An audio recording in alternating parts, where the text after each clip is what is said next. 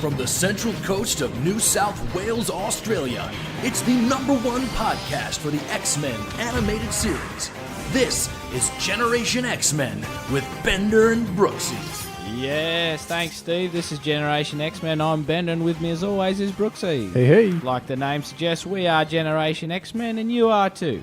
If you're new to this, what we'll be doing is going through all 5 seasons of X-Men the Animated Series, one episode at a time, giving you our thoughts, X-Quiz, tally time, and most importantly, having a laugh as well. Now, before we get on to Time Fugitive, let's have a chat about our previous episode, Externally Yours. Big Gambit backstory. The big Gambit backstory, but this backstory, Larry Houston, director of the series, left an interesting comment on our post saying, this is the only episode where I created an original character. The external Marvel New York had nothing.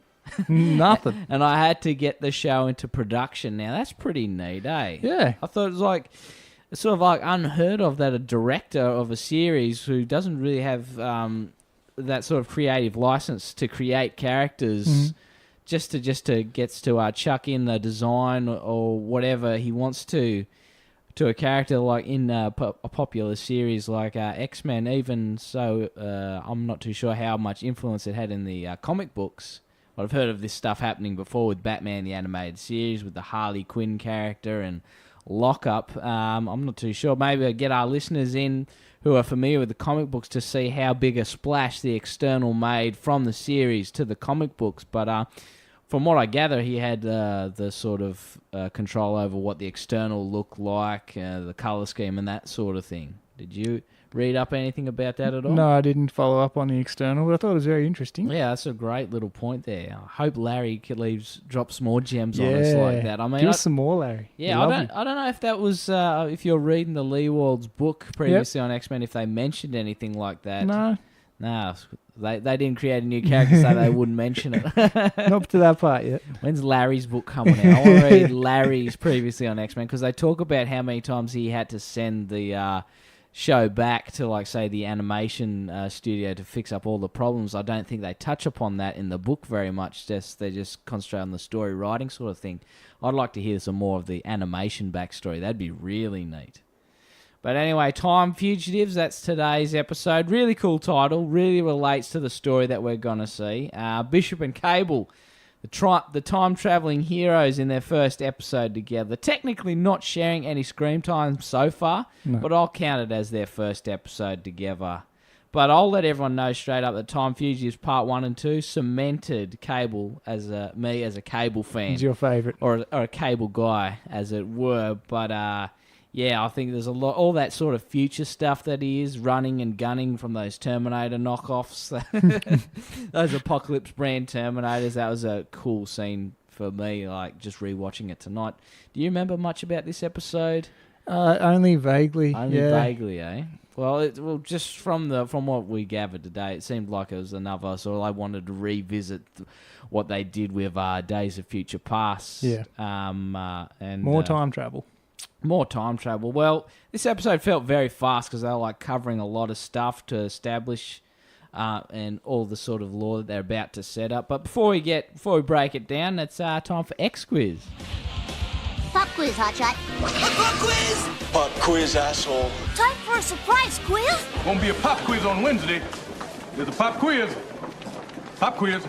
So how many questions you got for this one? Let me just have a check. Yeah. I think I had I got 3. Oh. 3.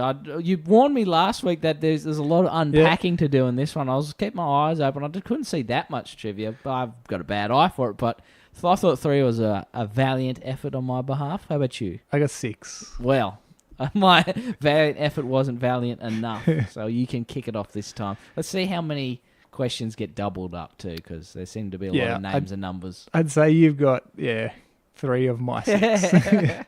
Safe bet. So the first one I've got is, what is the name of the paper Bishop reads when he travels back in time? I did not see that one. I'd say it was the New York Gazette. Incorrect. It's actually a band. A band? A one word name band. All right. Yeah. Metallica. Madonna. Starting with R. Rocketeer. You're a fan. Of R. Roxette? The Look. Yeah. No. I'm tap out then. Rush. Rush. Oh, okay. So it must be. Was it a newspaper or like a one of those beat sheets sort of things? Yeah, that was the newspaper. Rush News. Rush News. The headline, so you didn't catch the headline? Nah, of course I didn't. Plague breakout or something? Ooh, plague spreads through state. Oh, right. All right, hit me. I've just got here, it says, what is the name of the bookstore? I don't know when they went into a bookstore, but I did know that there was a bookstore there. Must have been when they were passing by when they went into the shopping mall. Yes, when they went to the mall for Jubilee to get a electronic disc player a Walkman fixed. Storm said, she'll meet you at the bookstore. What's the name of the bookstore? Zenobia. That's right. Zenobia's books. I thought that was really odd.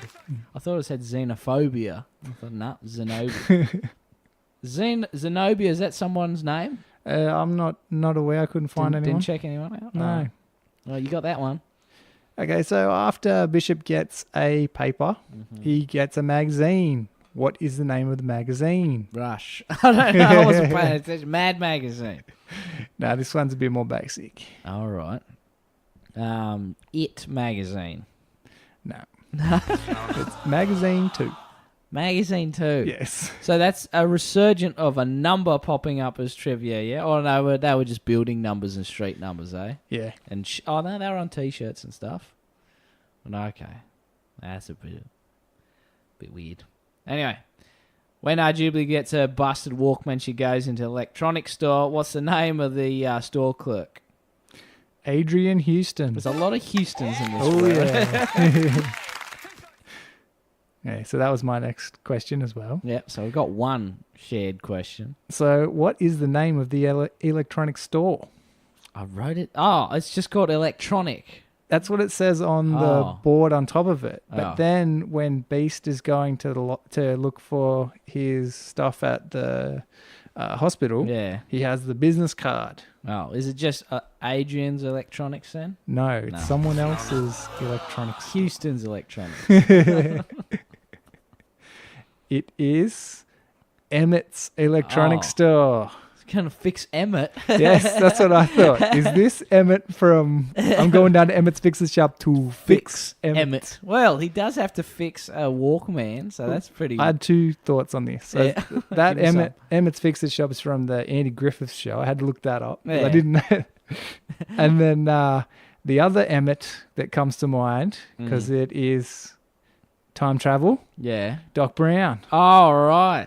Oh, I see. Or could it be? Oh, it could be a Doc Brown. Yeah, reference. that's what I thought. Yeah, probably closer to a Doc Brown time travel reference than it is an Emmett's Fix-It Shop. I shot him. Now I'm going down to Emmett's Fix-It Shop to fix Emmett.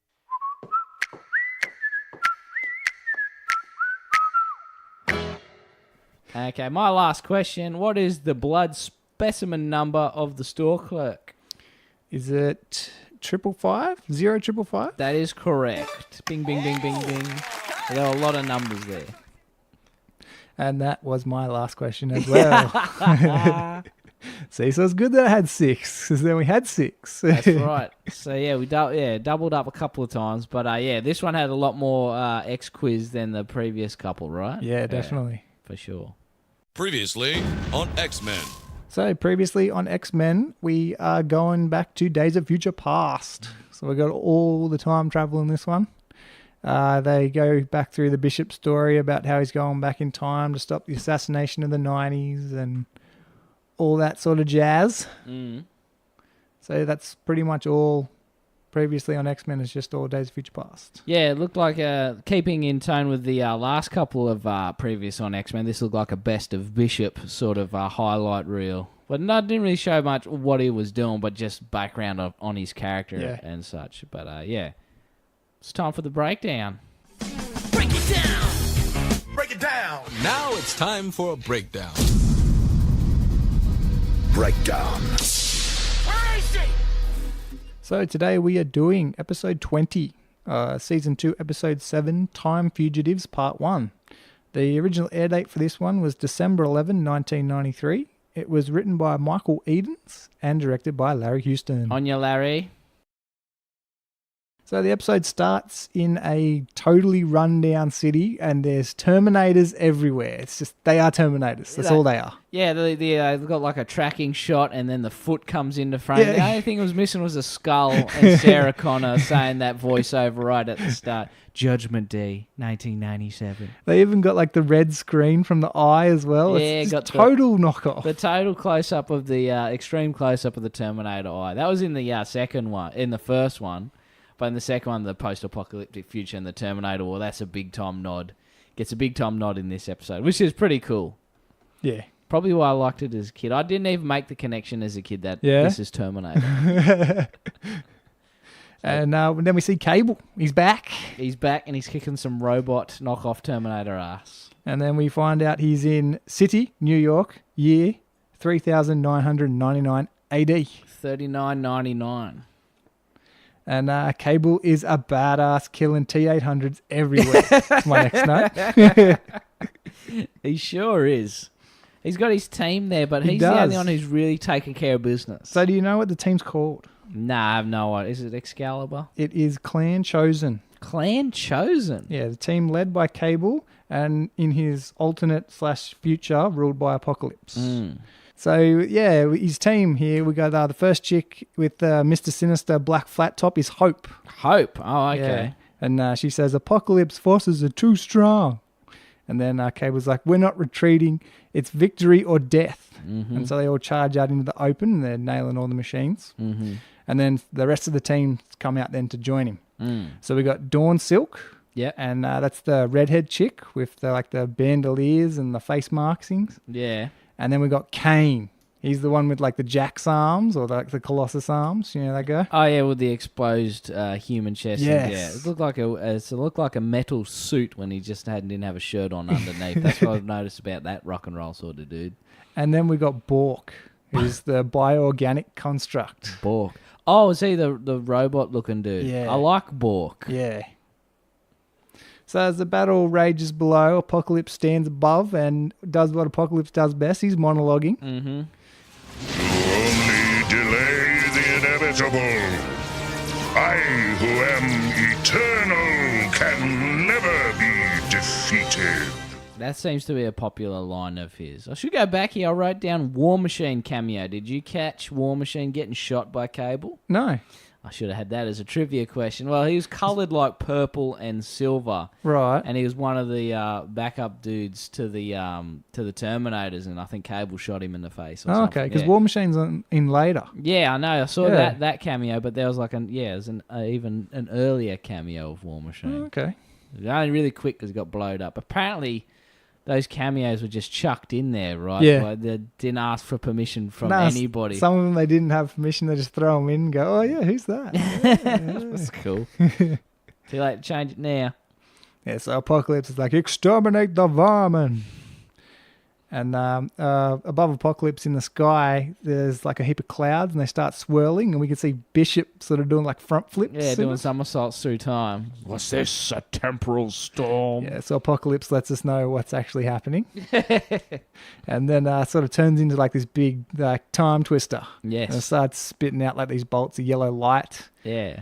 And it seems to be like sucking everyone in. Mm. And Cable seems to be the only one that's escaping. Everyone else is getting sucked in. Yeah, it's Signal. effectively erasing them from time. Yeah. It's like it comes in like a big eraser on the end of a pencil and just starts erasing them from that particular timeline. And I wrote down here there's a Terminator Salvation foreshadow in the action.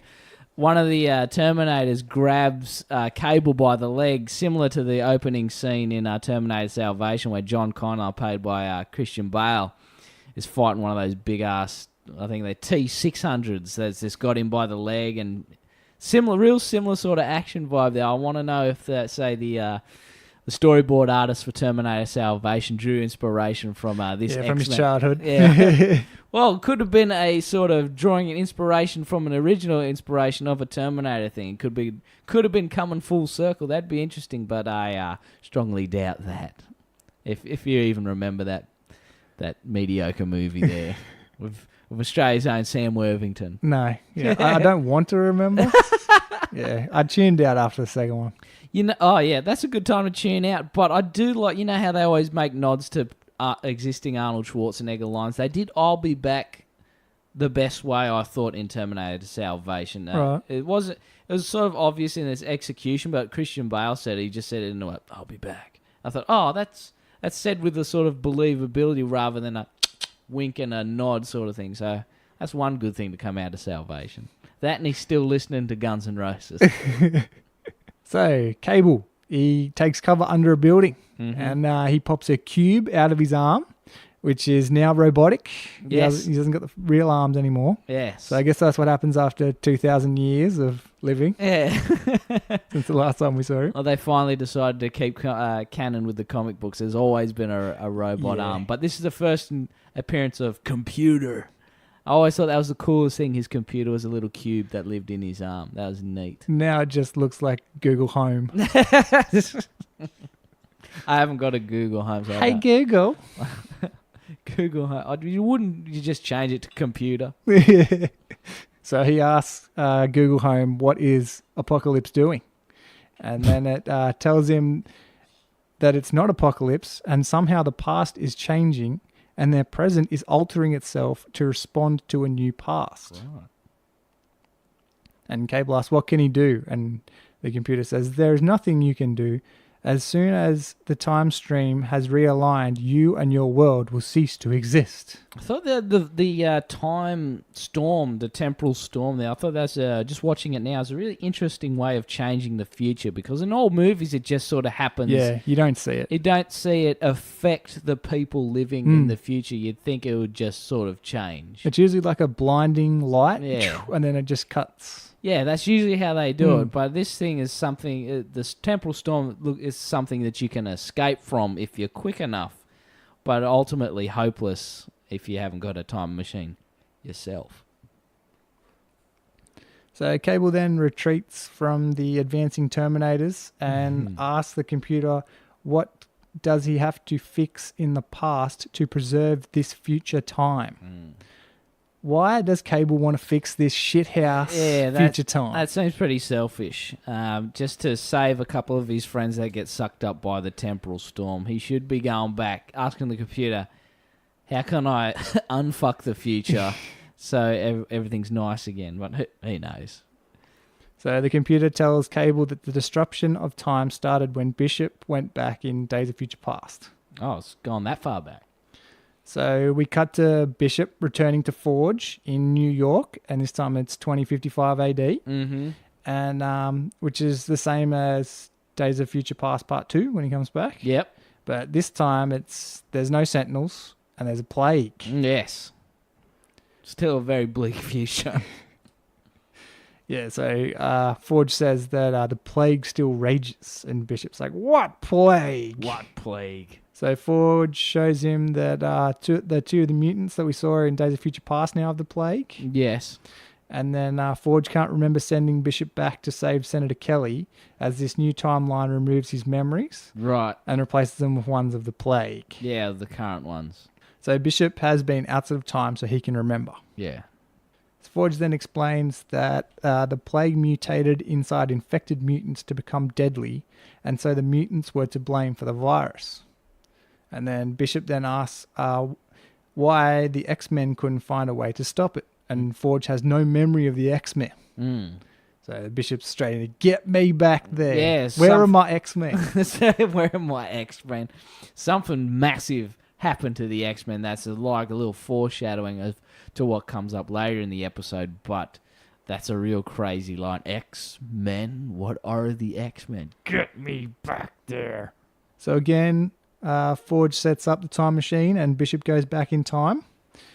And this time he's going back to the time that the plague started. Got to go back in time. Was that... Which Back to the Future was that the theme for? I can't remember. No, I can't remember either. I think it's still number one.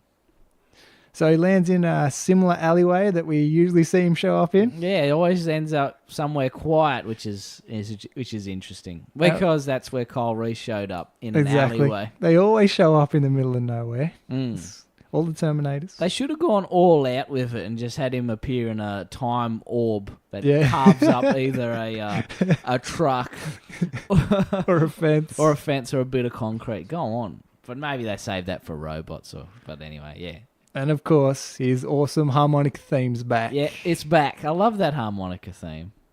And then we get, Here We Go Again. Here we go again. Here we go again. But this time, he doesn't seem to have the amnesia. Yes, no amnesia. No plot amnesia. Which is never addressed. Is it because all of his time traveling is now immune to time travel amnesia? Perhaps, but this time he didn't land mid-double somersault on the back of his neck. There you go. That's cracked it. That's my bit of detective work. He landed front on his chest this time. So maybe he's able to control falling through the time tunnels and he can sort of land a little bit easier this time. Right. But yeah, I wish, again, going back to Days of Future Past, they really should have really driven that point home that he knocked his head and that's what stuffed up his memory. Or they could have said, oh, the time machine erases your short-term memory. But yeah, that's just a little hole there, but nothing that bothered me too much. So Bishop heads to the nearest newsstand and grabs the paper and the magazine to read up on the plague. Mm-hmm. And then he flicks a Bitcoin to the guy. Bit of cryptocurrency. Here you go, Pops. Here you go, Pops. That's it. He goes, what kind of money is this? Hey, mister, you owe me $3. Yeah, no little wristband computer telling him what to do either. No. Target. He's still got it because we see it. Yeah, still got the temporal transfer, but he can't. Still got to keep that rule going. So we cut to Storm and Jubilee, and they're at the mall, both in their civvies. And Jubilee needs to get a Discman fixed again. Mm-hmm. And we see a guy in a blue suit, and he's watching Jubilee head into the electronics store. He's tailing him. And then he sort of flicks through like some old sort of... It looks like a calculator watch. Yeah. He flicks through all these like mutant mugshots. Yep. So the people we go through here is Callisto, Jean, Beast, a blonde Wolverine, Rogue, Storm, Cyclops, Gambit, and then finally Jubilee. Mutants. So as soon as she walks into the shop, the store clerk knows her straight away. He's like, oh, not again. Not again. Not this chick. So he takes the thing straight out the back to have a look at it. And this old bloke in the blue suit follows him out the back, covers his face with like a tissue, and then shoots like this gas gun into the room. Mm. And then when the clerk returns, he's really sick, he's coughing, he's sweating everywhere, doesn't look too good. Mm-hmm. And he says, Jubilee, mate, I can't fish Discman, mate. Too many times, too many fireworks. Too many times. So as he starts to talk with her, he starts coughing, and then he gets like this green electronic board pattern all over his skin. Yeah, I thought as a kid, I thought they were like hieroglyphics. Yeah. But they could be sort of like a digital sort of, you could say that they're like digital symbols, stuff like that. I was exactly the same. When I was a kid, I thought it was hieroglyphics. Yeah. But now looking at it, it just looks like a chip that you pull out of like a chip computer. or a motherboard, sort of that sort of thing. technical sort of style. Yeah. But as a kid, that's just Egypt language I saw. Yep. So the blue-suited guy then runs up and says, you're one of those plague-carrying mutants, which like sort of scares Jubilee, so she starts shooting fireworks bloody everywhere. Yeah. And Storm sees the fireworks and overhears the commotion gathering and a gathering crowd. Yeah. So she brings forth the mist to blind the hatred. The poetry's back. Oh, Storm. So Storm comes over and grabs Jubilee, and they escape through like a ceiling window that she blasts with lightning. Yes. She fucks up that skylight so good. They're back to the mansion, and Beast is running every test on Jubilee, and all he has found is that she needs to eat more vegetables. Yeah, it's a sort of moving projector scanner. Look like one of those projectors that you have in office meetings that they put up the yearly quarter profits or whatever, and it's just moving around the head. And stolen sound effect, this is dead set a lightsaber. Oh, yeah. It's like, that's a lightsaber. And it comes up so many more times at the end of the episode. But there's a return of stolen sound effects lightsaber. There you go. For sure.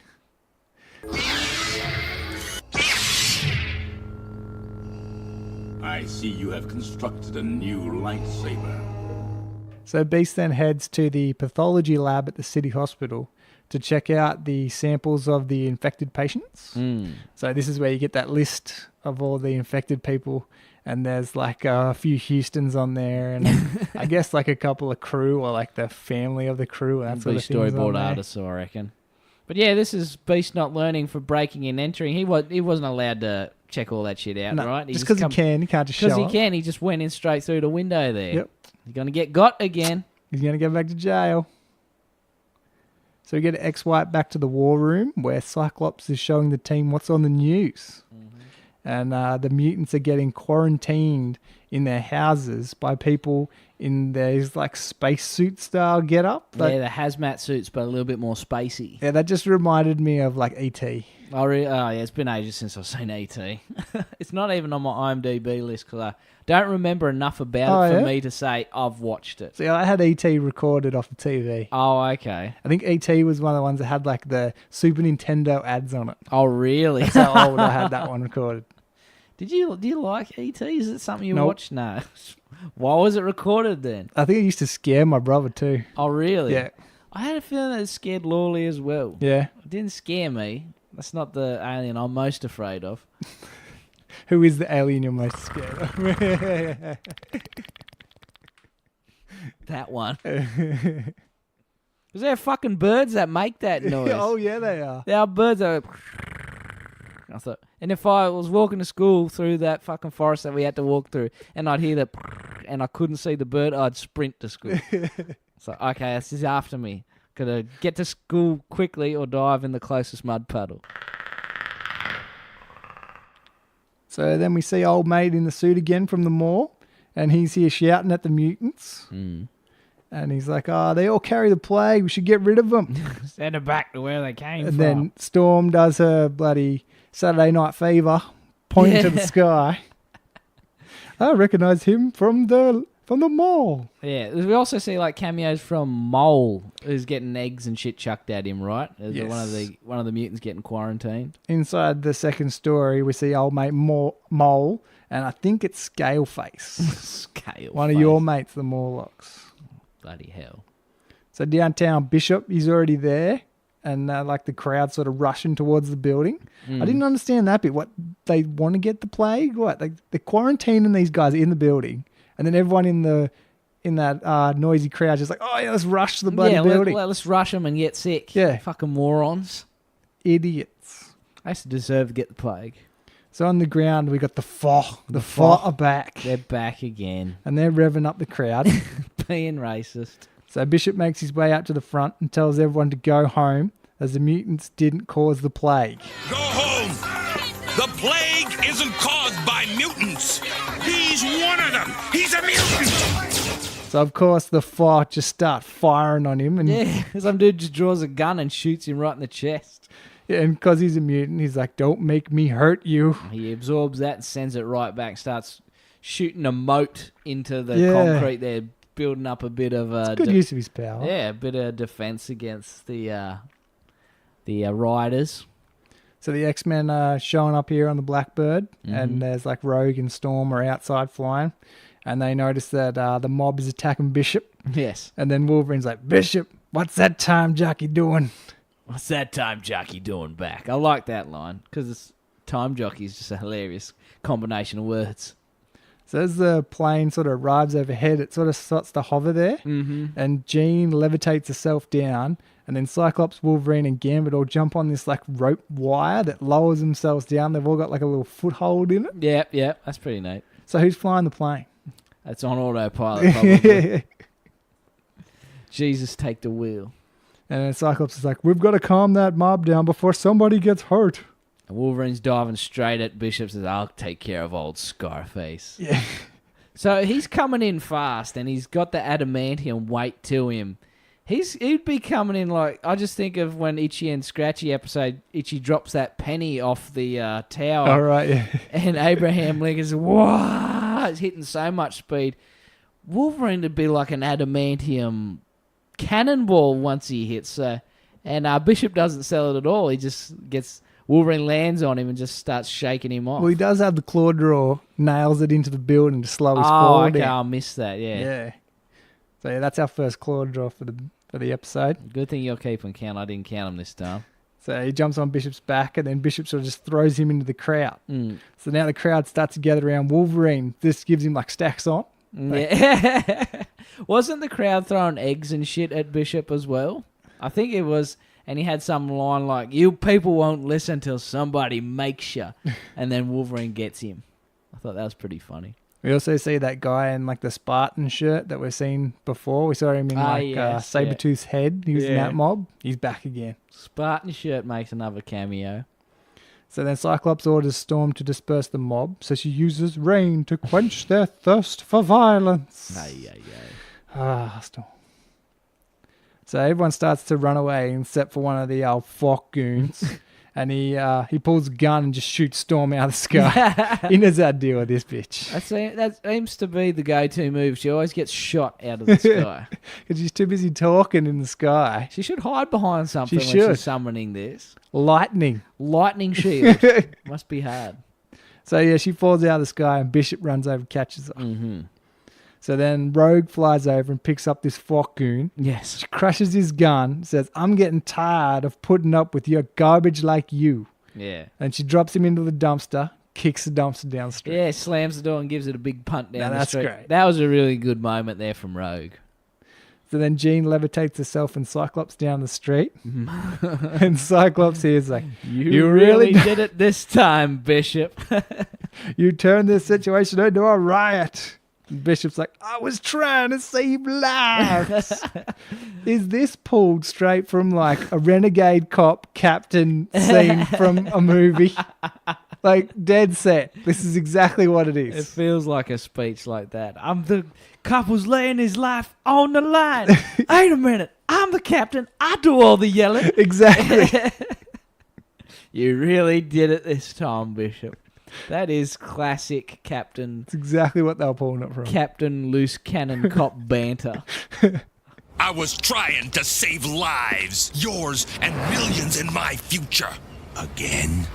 So we cut back to the war room now, and Bishop has to explain that in the future now the X-Men have all died of the plague. Mm-hmm. So he's come back to stop the plague from spreading. Right.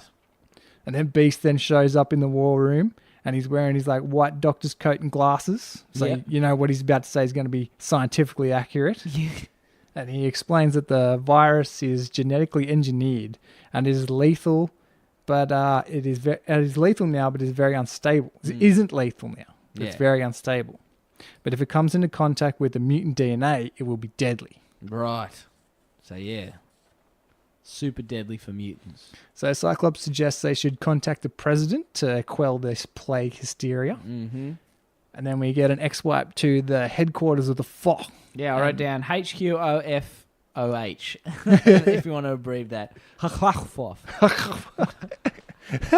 like that one. It's like a sneeze. And this time it's a mansion. Yes. Yeah, it wasn't not some bingo hall like it was last time. So Creed is watching the news, and it says that Beast will be taking part in the Senate committee hearing on the plague. Yes. So Creed congratulates another guy here in a suit for creating the plague. Yes. So this isn't supposed to be the same guy, is it? Because this guy's like got like a grey suit on. Yeah, not the guy who's the blue suit guy. Not the blue suit man on the street who's administering the plague. Yeah, this is somebody revving up all the hysteria. Yeah, this could be that. This is obviously the scientist behind. This is grey suit man. This is grey suit man, grey suit scientist. He should have been wearing like a scientist sort of gear. That's what I thought. Yeah. I was thinking maybe like the Doctor from the G.I. Joe movies. Yeah. Make him look a little bit more like a science guy, not just like a businessman. That didn't make sense to me. It's like, why is this business guy the chemist, as it were? So Creed then says it's time to go to stage 2 and infect some mutants. And that causes the infected humans will get better in the next few weeks. Right. So on the wall, he's got his target mutants. So there's a big beast right in the middle. Right. And you got Wolverine, Gambit, Rogue, and then Cyclops, Jean, and Bishop is around him. So oh, really? I don't know how they got the, I'm going to get Bishop. So they must have raided this pretty recently. So then his plan is to infect Beast live on TV now. So as Creed leaves his hideout, we stay with this other grey-suited man, and then his eyes start to glow purple. Yeah. And he says, "How fitting, a disease to cleanse the earth of the plague of mutants and humans." Yeah, well, that's a big enough hint. Dun, dun. It's a big enough hint. So we cut to Washington, and the X-Men have landed the Blackbird right in front of the Capitol building. Yeah, everyone's looking at it like, this shouldn't be parked here. And then we go inside and see like one of the screens inside the plane. And then we do the old screen shift of what's on the screen. We go into it live. Yeah, they so love doing that. Nice little transition there. I'm just wondering how they got away with having the Blackbird parked in the middle of the street there. Does Wolverine have a bag with a fire hydrant inside it that he just sort of sticks up out the front there so no one will move it? No, the fire hydrant so gets the tickets. Yes. Yeah. I don't know. So Creed says that there have been 5,000 people infected through contact with the mutants.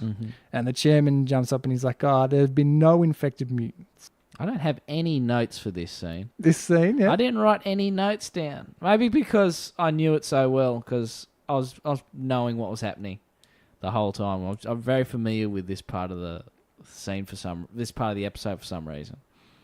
So carry on, and I'll be able to watch it in my mind's eye. So yeah, when the chairman says that there have been no infected mutants, that's not what Creed was saying. Creed was saying there's been 5 people infected through contact with mutants. So they could just be carriers. And then we get Rogue's best line out of the episode. She says, that ought to put that Peckerwood in his place. Peckerwood? I just think of Zorro there. So Creed then says, everyone knows Kelly is a mutant lover. He even pardoned that hairy freak. And he points at Beast. Throwing so much shade Beast way. So the chairman says, yeah, that's enough for you, Creed, mate. Let's get Beast up here to have a good chat. And so Creed sort of like gets his hanky out, covers his face when Beast comes up. Oh. And then Beast starts to talk, and Creed pulls like an aerosol can sort of thing out of his pocket. Yeah, Bishop's the only one to spot that. Yeah, he leaps into action and tackles Creed. Beast, look out! We get the awesome Bishop music. The harmonica strikes. And then the crowd starts to go crazy, and Cyclops and Jean turn around sort of try to calm everyone. But then Rogue just grabs a guy behind, just throws him across the floor. And then Wolverine does the same. And the judge is just hitting his gavel. Order! Yeah. Order! And then he calls for order, so the guard pulls his gun.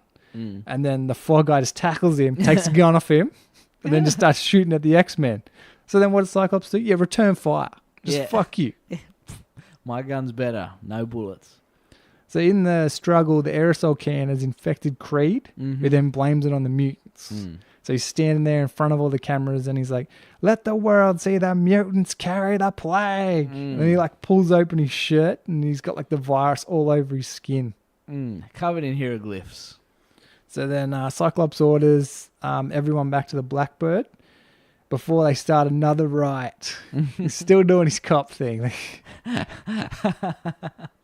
So in the Blackbird, Bishop explains that Creed had the aerosol can, and that's what he was trying to do. He's trying to save Beast. So Beast says that he's recorded the broadcast and that he can have a look at it. So he goes over and he's like, diabolically clever. That's when he does the whole enhance. You know, that's from Blade Runner originally. I was wondering where to trace it all back, because everyone does the enhance gag. Yeah. Enhance. So this is when we cut back to Cable. Remember Cable from the start of the episode? We're back here now. And he's just been standing there or running around watching this cube thing, the Google Home, that's telling him what's going on. He's just been watching like the rest of us. And he's back in his future. Future. Yeah, because Bishop came from the future. This is the future. The deep future. So we continue back into the cube again, and the X-Men have followed Creed back to the old Fock mansion, and Cyclops decides to get Jean to scan the mansion for Creed, which I think is a bold strategy, because he must just want to carry her ass around for the rest of the episode. Jesus. So then Jean scans and sort of finds Creed, but he's not in the mansion, beneath it, in a secret laboratory, and something else with incredible power. She gets blocked by the purple mind powers of Grey Suit. And then she's like, hurry, Scott, before it's too late. What's too late? You said nothing. Like, We don't know what's going on. oh, Jane. But here we get a return of the rev up music. We do. This is the first time we've heard it in a long time. Yeah, Wolverine has another claw draw here. Yeah. And he said, let's stop all this yapping and get to it. I mean, well, they're going to quickly run to the elevator and get down. Let's rev up for that run to the elevator. So he slices through the old cyclone fence. And the rev up music's going at fast pace. Jugga, jugga, jugga, jugga, jugga, jugga, jugga, And jugga. then all the Fogoons are there, start shooting at the team. All right. We see Gambit. Remember Gambit? He's in this episode. And he takes out a few cards, knocks out a few goons. Jean sort of levitates a few of them. And Wolverine slashes the gun. And Rogue is flying around with a few of the goons, taking them off. This felt like just an obligatory action sequence. Yep. Usually when that music comes on, it's like, okay, here's action because there's been lots of talking in this episode. And then Bishop asks how they're going to get down to the lab. And Cyclops says, leave that to me. So he uses his optic blast tunneling that he's used previously in the final decision. That's right, when he's fighting all the Sentinels. Yeah. You coming, or is it your day off? That doesn't make sense. That's what we should do. Oh, Whenever yeah. we play a line, then play Xander Drax. That doesn't make sense. Oh, Draxy, we love you. That's what I'm going to do with that Mr. Sinister Cyclops back and front. Oh, yeah? Turn it into a video, play it. Why don't you just stay away from my friends and play? That doesn't make sense. That doesn't make sense. Nailed it. So then Creed comes into the lab to this grey suit guy and says that he needs help. And then that's when the X-Men come blasting through the wall. And the grey suit guy says, you led the X-Men here. You deserve to suffer for your mistake. And Creed says, you can't talk to me that way. I'm your leader. And that's when old grey suit guy starts to laugh. And then he morphs into Apocalypse. Fool, you dare to claim dominion over me. And he gets big and everything. That's big. That's his go-to move. And then Creed faints. A mutant. And then Apocalypse again uses this line. I am far beyond mutants as they are beyond you. I am eternal. Yeah, we've heard this before, remember? Yes, he loves... That's And his he's talking to catchphrase. Creed, and Creed's passed out. So. He's tough talking a passed out man. I suppose it's Apocalypse's intro, much like my intro to the show. Every time he shows up, he's got to say it. So the X-Men and Apocalypse have a bit of like a laser battle here. Of a brouhaha, and that's when all of Apocalypse's laser blast from his palm sounds like lightsabers turning on. Oh, yeah. I am eternal. Your powers are useless against me. So Rogue sort of pulls down a beam from the roof, tries to hit Apocalypse with it. So he gives her the old piston punch into the ceiling. His arm transforms into the piston or battering ram. And Apocalypse keeps monologuing here and blasting at the X-Men before Bishop says, we'll stop this plague or die trying. And he throws a grenade behind Apocalypse and sort of starts a fire. Blows up all those big virus canisters. Yeah. And so the X-Men flee. And then Beast grabs Creed and he's like, remember, Mr. Creed, a mutant saved your life. But he's not going to remember because Creed's passed out. There's a lot tough talking to passed out guy. He's unconscious, sir. Ah, I can still hear things. So the fire destroys the lab. So Apocalypse gets so angry that he gets so big and everything. My beautiful virus, these filth have destroyed everything. So he destroys the 4 mansion. Yeah, he just gets so big. He is huge. This is the biggest we've seen him. He's blocking out the moon. And this is a crazy bit that happens here. So he just blasts at the X-Men, this huge blast. He gets so huge, he's bigger than the trees around him. He's blocking out the moon. They all turn around to look at him, and he gives them a double blast and just blasts them. And you know they get wiped out because you just see their skeletons for a little bit, and then that all dissipates. And as a kid, I didn't pick up that that's when they all got killed. Yeah. That just went over my head. But watching it now, it's like, oh, so that's what that is. They got annihilated. My beautiful virus. The mutant filth have destroyed everything.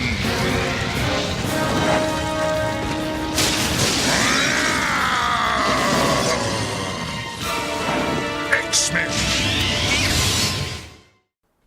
And then we cut to Cable in the future, and he's like, no, not apocalypse.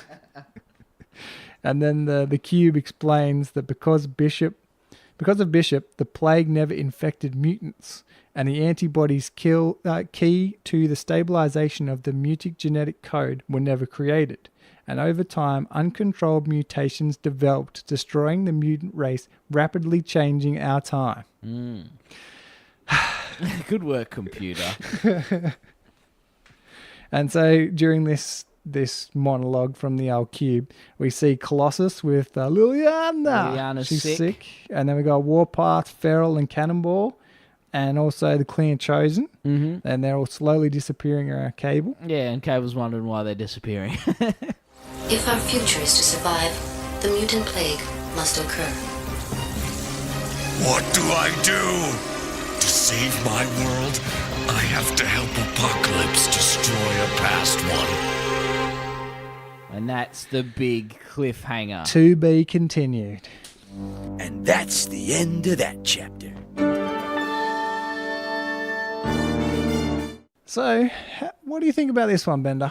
See, this one went by really fast for me. It felt like they were trying to cover a fair bit in such a small amount of time, and ultimately it just felt like a big setup for the what the following episode that's going to be coming.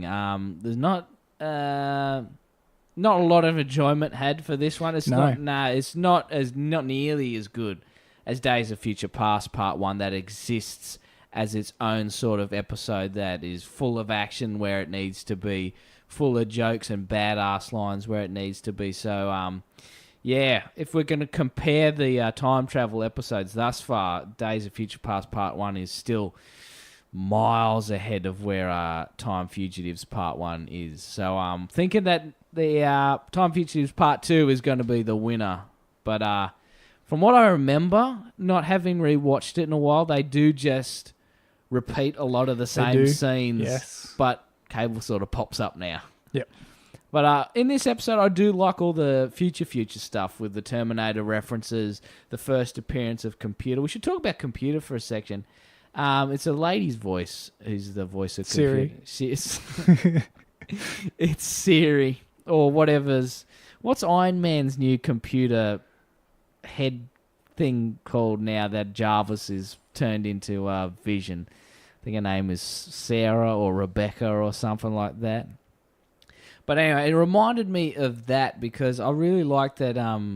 Usually the voiceover of a computer is that sort of ethereal sort of voice and has that calming influence over, but you never really see what it looks like. And what I thought was neat about Cable's computer, other than the name's just computer, that she is in the shape of a cube that lives in his arm, and she's in control of a lot of the time travel and the body slide to the sort of thing. I said, who replaced Jarvis in Iron Man? It's Friday. What did I say? Sarah or Rebecca? Yeah. There's another long type for you. I don't remember. Did you see Spider-Man Homecoming? Yep. Who's the robot lady in Spider-Man's head? Because she's like a similar thought. Yeah, it's Friday who's in the new Iron Man, but Iron Man very rarely talks to her. And it's all about who is in Karen, I think is the name of Spider-Man. Sit down, Karen. Sit down, Karen. But anyway, yeah, this always seems to be the nice, polite lady who's the computer voice for the hero. Just something that I thought it's Jennifer Connelly's voice. I knew that. Yeah, this isn't one that I rewatch often. If I'm in the mood for Bishop or Cable, Bishop is Days of Future Past. Cable is the big four-parter in season 4.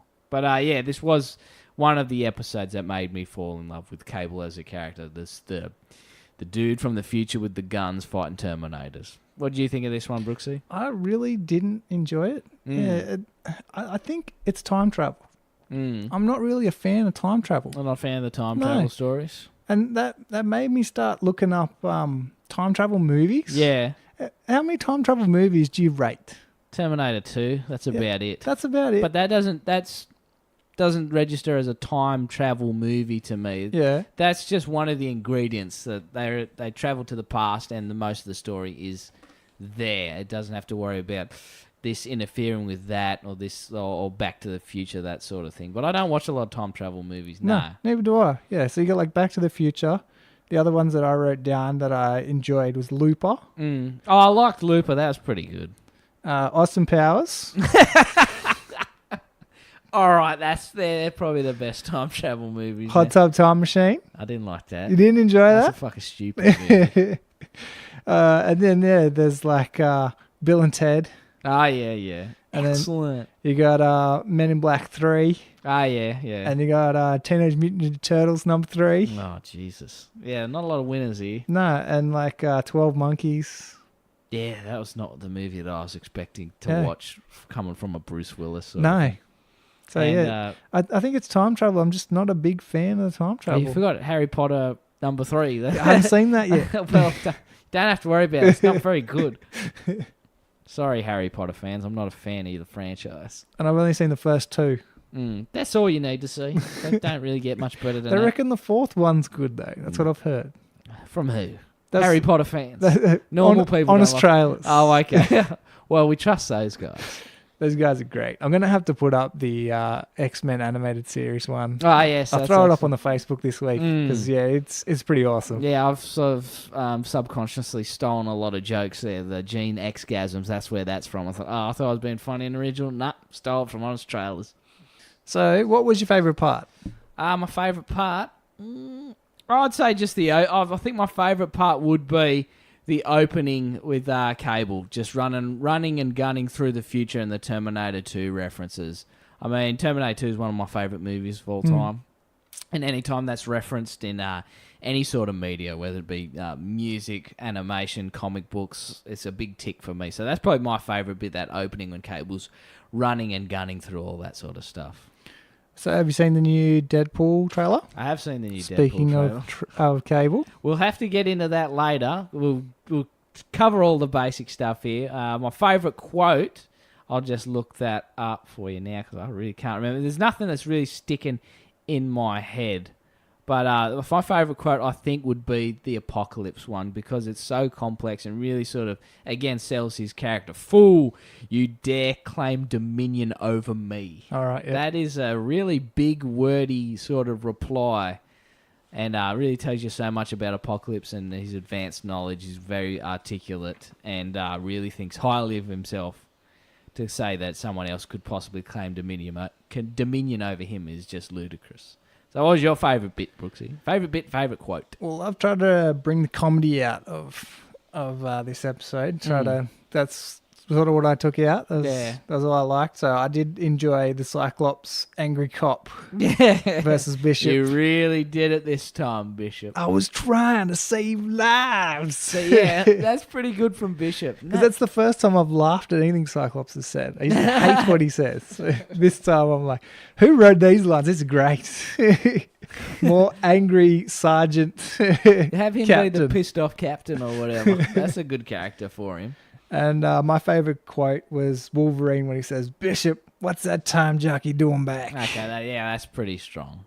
But yeah, this one's not heavy on the quotable lines. Nope. No badass moments. No super funny moments either. So yeah, you can understand why this is a bit of a miss for us. And what would you rate this one? So I've given this one a 6.5. See, I'm a bit more harsh than that. I think this one's a straight 5. All right, yep. Yeah, I was surprised at how mediocre and how much fun I wasn't having watching this one. I thought it was going to be good. I was too excited last week. That's what it was. Cable Bishop got my hopes up, and watching it tonight, I was like, I remember this being better. Hopefully, it's the second one that's better. So yeah, it's just a straight 5 for me. I gave it a couple more just because it's so complex. They've really tried to pump a lot into, and it's a totally different way of thinking. I think for a kids' cartoon. Yeah, they're going back and like, oh, hang on. Time travel has consequences. Okay. And now we're going back to change them again. Yeah. And then, I thought that was cool, so I gave it a couple extra points. Yeah, it's more of an open idea that you don't normally get to address in a Saturday Especially morning not, cartoon. Yeah, in the kids' cartoon. Yeah. IMDb gave this one an 8.3. What? No way. Yeah, they did. IMDb needs reasons behind this. I need to know why people like this one so much. Listeners, if you do watch these episodes, let me know what you think about Time Fugitives Part 1, because this one fell a little flat for me, and if you do love it, you got to tell me why, because I don't see it.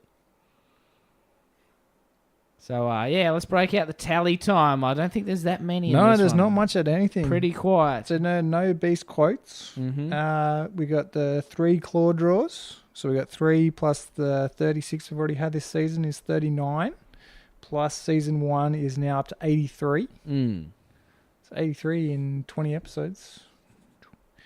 And no more bubs. Still not got no bubs. Still bubbless. Yeah, man. There's got to be weapons, lies...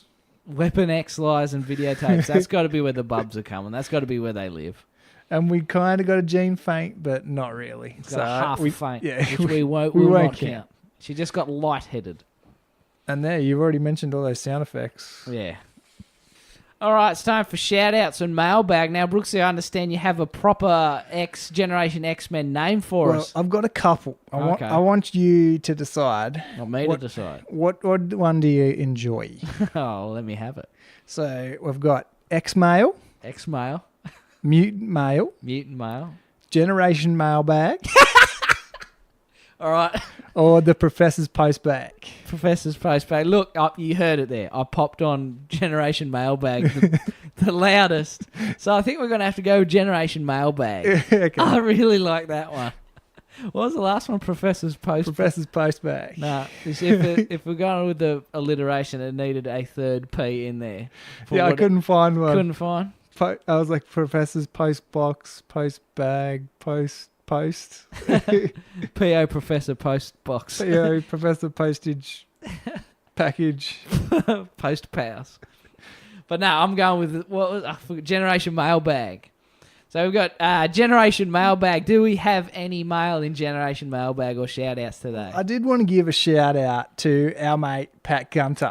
Pat Gunter again, still contributing. Every episode, he's jumping on our Facebook page and just letting us have it with all this stuff from the comics. Just dropping gold on us. It's great. Every time you mention, I'd love to know what happened in the comics of that part, he just throws it up there for you. So keep up the good work, Pat. We love it. Thank you very much, Pat. You go, Pat.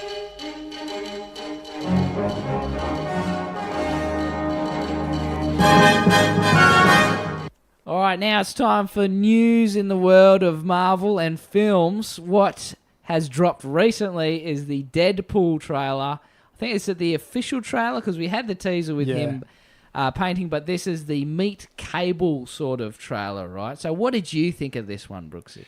Yeah, I liked it. It was very Deadpool-y. Yeah. What was your thoughts? See, this was like the big Cable reveal, and it starts out looking like a traditional superhero trailer because Cable's super serious. He's hitting that voiceover, getting his gear ready, and then we got like flashes of the future, and it's looking real badass, looking like a sort of Terminator flick. And when I'm watching, I thought, "Ooh, I'm on board here. Let's see what happens." And we just see the incomplete green arm, and then Deadpool mouths off, says, "What's going on here with all this incomplete CGI? It's not as hard as CGIing out a mustache." Yeah, that's a good call. I love it. You love it from me? Yeah. It's only the second film, and I'm already sort of over the fourth wall breaking. Is that me being a selfish, snobbish film watcher? That's what it is. That's what Deadpool is. It's truly is like, all right, I'm already as I'm watching it, I'm already over him breaking the fourth wall and talking about special effects and stuntmen and making fun of an erased mustache and all those sort of references. It's me being a curmudgeon, I think. Me being a 30-year-old angry old man that is just sort of get bored of the gimmick really quickly. Yeah.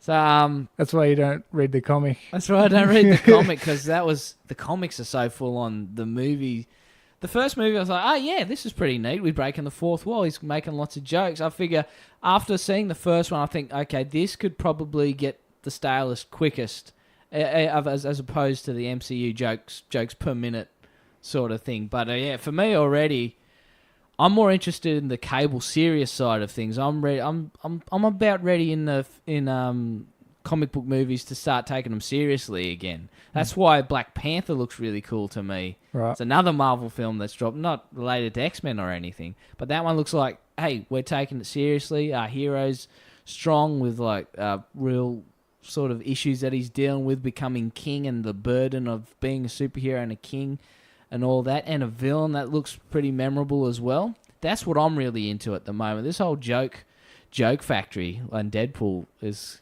I don't know. I'm really keen to see how they balance the jokey side of Deadpool, Fourth Wall, and the sort of seriousness of Cable, because that's what's going to be good. Yeah. Those two. I think that's clashing exactly together. what they're going for. That's those two clashing together, and his like Cable's going to be be serious, and Deadpool's going to be cracking wires. But from what I've seen in the brief sort of images from the movie, it looks pretty interesting. I'm a big fan of the director. Well, not a huge fan, but David Leitch and Chad Stahelski. They did the John Wick movie, and then they sort of branched out. Chad did John Wick 2, and David Leitch did Atomic Blonde. And David Leitch seems to have... They both got a strong grasp on what makes action good. But David Leitch has a really sort of... a distinctive sort of directing style that is really high on style. And it should be interesting to see what he does, because he's really into what looks cool. Like a camera will tilt this way, and people smoking looks cool, and have the sort of slow motion turning around, flicking around, that sort of thing. So, yeah, I'm excited for Deadpool too. It'll be good to see a superhero action film that's R-rated, and I'll reserve all judgment before I see it to see whether I'm over the fourth wall breakage or not. But I've got initial concerns that it might be too much for me at the moment. So the other X-Men movie that we got to talk about is the New Mutants. Originally, this was supposed to come out this year on the 13th of April. But it's now been pushed back to the 20th of February next year. So what causes a movie to be knocked back that far? Like Disney. They punched out a decent trailer. It's this horror X-Men. And yeah, they've just knocked it back. It looked really good. Well, usually when they knock back the release date for, how many months is it? Nearly a whole year? Yeah. It's usually like, when that happens, like people have seen a rough cut and studio heads are just not happy with it. Right. Usually there's all this extended time, if they're going into reshoots, means they're probably going to do an entire restructure of what they're going to see. Either lighten it up, make it more serious, take out the blood, change this scene, change that. It usually depends. If they've got a rough cut done, that's when they take to the test screenings. And test screenings usually make studios very skittish, because if they don't get good test scores, that's when they start making demands. And, we've got to change this. This is too dark. Add this. We need a love scene. Blah, blah, blah, blah, blah. So I imagine it's just going through a retooling period at the moment. Right. Either that or whatever it was supposed to be released against is like a juggernaut that they do not want to compete with in the box office. Yeah, because they did bring up Deadpool a week, so it's not on the same day as Solo, was it? Yeah. Something like that. Solo, they didn't want to compete with Solo, or Deadpool didn't want to, or Solo didn't want to compete with Deadpool. But I don't know. I'm not keen for Solo either. No, we haven't seen anything from it. And I thought with the Star Wars movies they were going to release every December.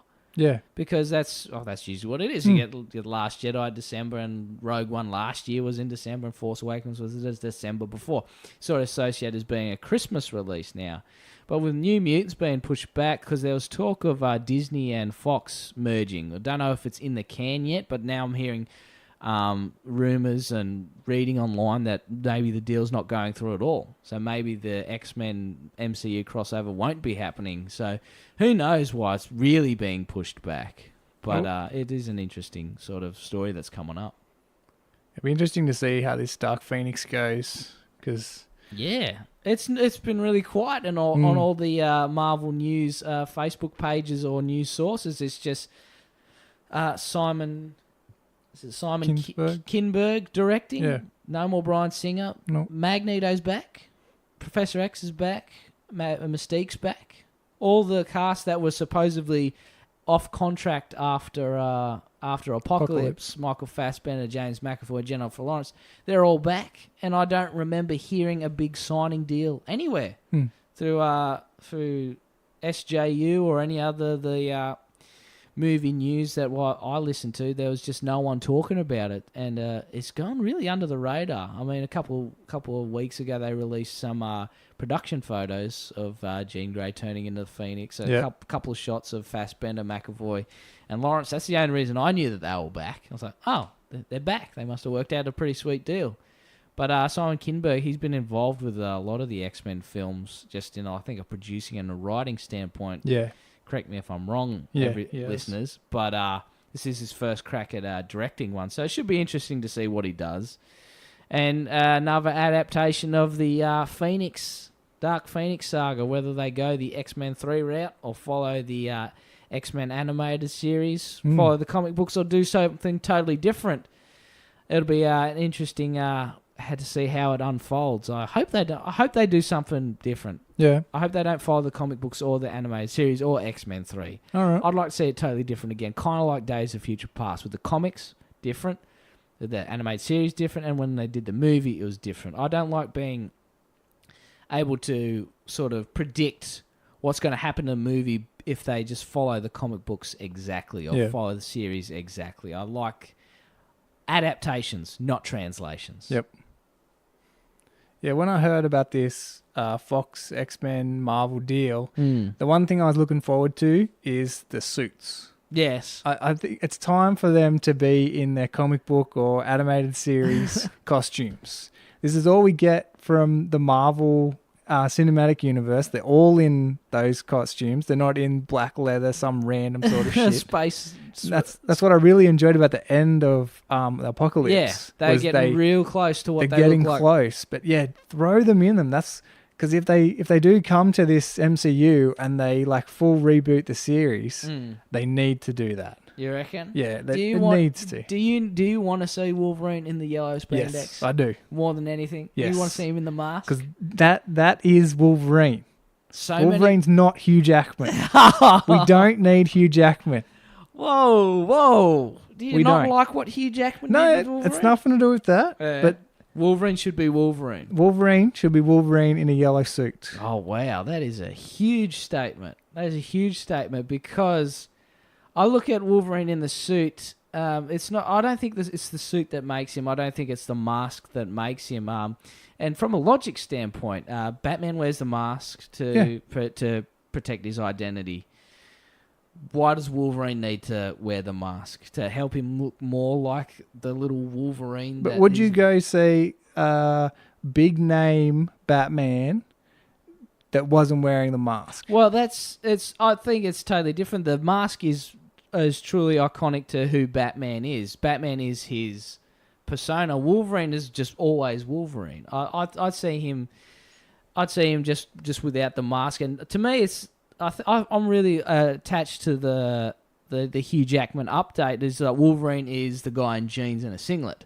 That's who I associate Wolverine without. It doesn't need the mask there. So, in the episodes of animated series, I really like it when Wolverine's in his civvies because that's as close to the Hugh Jackman Wolverine I've seen. But that's not an X-Men. That's not an X-Men. All right. I want to see X-Men do X-Men stuff. You see X-Men do X-Men stuff? I don't want to see X-Men on their day off. Or what's going on. I need my claw to open a beer. Well, yeah. Well, I'm sure that's been the general consensus of why the X-Men would benefit from going to the MCU because they will put them in the outfits because that's what the fans have really been after. Like that's what I want. You see all the fan films of the X-Men. They're always decked out, and regardless of quality, from the lowest ones to the highest one, Wolverine is always wearing the mask. So well, chances are we will see it. But for me personally, it's not so much the suit that he wears. It's who they cast as Wolverine is going to be a Herculean task to top what Hugh Jackman has done with the character because there hasn't been 20 different Wolverines like there has been with Batman and Spider-Man. There's been like Michael Keaton, Val Kilmer, George Clooney, Christian Bale, and now Ben Affleck. There's only been one person playing Wolverine. It's been Hugh Jackman for 20 years, 17 years, something ridiculous like that. And he's done a great job. But It's time to change. It is time to change, but I think the biggest question is, can they change successfully? Can they top it? Because if you can't top it, would you really just bring someone in there just to be number 2? Well, then, if he's wearing the mask, who cares? If he's wearing the mask, who cares? That's right. I'd like to see him to do an X-Men away from Wolverine. Yeah. You know, how all the X-Men movies have been all primarily based around Wolverine, except for these newer ones, since it's only been one. X-Men Apocalypse, two. X-Men Apocalypse and First Class have been the only non-Wolverine-centered X-Men stories, right? Yeah. I'll continue on. I'll find someone else who's as big and as charismatic as a Wolverine character and just base it around them. I don't know who. Well, you can always go down the Origins route. You can do that. But I don't think they will. I think they will try and do another, okay, we're going to get someone who's better than Hugh Jackman. We're going to make him Wolverine with the mask and everything, and it's going to be Wolverine and friends, you know? Yeah. Oh, that doesn't interest me as much as an X-Men movie. Yeah. And who would you cast as Wolverine in this one? Not a fantasy casting like we did in the earlier episode, like set in the 90s. 2018... Who is playing Wolverine? Yeah, I don't know. That is a tough one. There's been a few names thrown around. Eastwood's son. Yeah, Scott Eastwood is the one that I picked. Yeah. I think so. Well, I didn't pick, but there have been a lot of polls on Facebook. Who would you like to see play Wolverine? I think Scott Eastwood is in a similar position in his career as to where Hugh Jackman was when he put on the claws. Sort of known, but mostly just playing the background sort of dude. And really has a chance to be that guy. He's a closer height to where Wolverine was at, I think. Another name that's tossed around was Tom Hardy. I said, no, I wouldn't put Tom Hardy in there. The voice would be so crazy, and he's already Venom. That's another superhero trailer that dropped. We'll talk about that next time because we're probably running really long in this episode. But that's it for the X-Men movie news. Come up with a title for this new segment, Brooksy. Oh, okay. Marvel movie news or something like that. Mutant movie news. All right, it's time for the social media shout-outs. Rate and subscribe to us on iTunes and Podbean. You can also find us on Podcast Addict, Pocket Casters, and now Stitcher. Also, you can find us on YouTube. Oh, you can? You can, because we've been getting some views on YouTube. Not massive numbers like iTunes and Podbean, but we have got some listeners on there that have been leaving comments regularly. I don't know why you'd listen to us on YouTube unless you don't have an app, or you just hate the idea of listening to a podcast without something to look at. Corey Neville. Not adding videos to our podcast. It's too hard. No one wants to see us in a single camera setup. Yeah. So small in the frame, doing nothing. Talking into a microphone and looking at notes. Yeah. And that's just another layer of editing that I'm not prepared to do. Then we'll be 4 weeks late for every episode. We might do one. Maybe we should do one. Do one? I'd want at least 3 cameras. I got one. You got one. We need one more. Then they won't match. Where are we up to? If you're on iTunes, give us a star rating so we can have a great average on our US iTunes. We got an average on our Australian iTunes, but I want a US average as well. Also, leave us a written review and we'll read it out because I like to hear what we can do better, what we're doing great, and what we're doing terribly.